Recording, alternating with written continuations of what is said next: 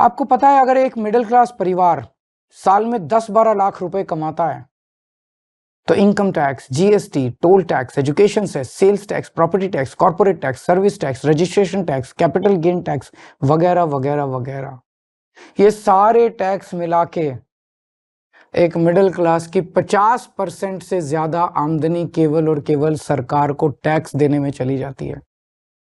अब तो दूध पे भी टैक्स लगता है, दही पे भी टैक्स लगता है, पॉपकॉर्न पे भी टैक्स लगता है, यहां तक कि पूजा के सामान पे भी टैक्स भरना पड़ता है। घर लेना हो तो टैक्स, घर बेचना हो तो टैक्स, गाड़ी खरीदो तो टैक्स, गाड़ी बेचो तो टैक्स, बच्चों को अच्छी शिक्षा देनी हो तो पहले प्राइवेट स्कूल की महंगी फीस की मार और उसके ऊपर अच्छे कॉलेज भेजने के लिए एजुकेशन लोग और उसकी ईएमआई पे डबल मार। जीते जी टैक्स तो देना ही पड़ता है, लेकिन अब तो सरकार ने ऐसी हालत कर दी है कि मरने के बाद भी टैक्स देना पड़ता है।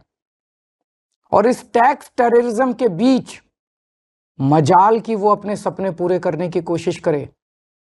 सच्चाई ये है कि आज एक यंग मिडिल क्लास कपल, शादीशुदा कपल, उसके लिए फैमिली प्लानिंग एक फाइनेंशियल डिसीजन बन गया है। जब वो बच्चा पैदा करते हैं तो पहले सोचते हैं, उनके मन में सब, क्या हम इस बच्चे की परवरिश अफोर्ड कर पाएंगे? कहां पहुंच गया हमारा समाज? यही सब परेशानियों की वजह से बहुत से लोग देश छोड़ के जा रहे हैं।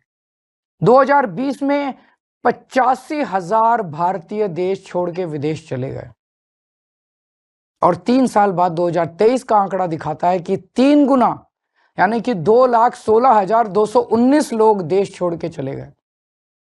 ये हमारे ही देश के लिए बहुत बड़ा नुकसान और दुख की बात है, क्योंकि ये युवा जो हमारे देश का भविष्य बन सकता था आज किसी और देश का भविष्य बन रहा है।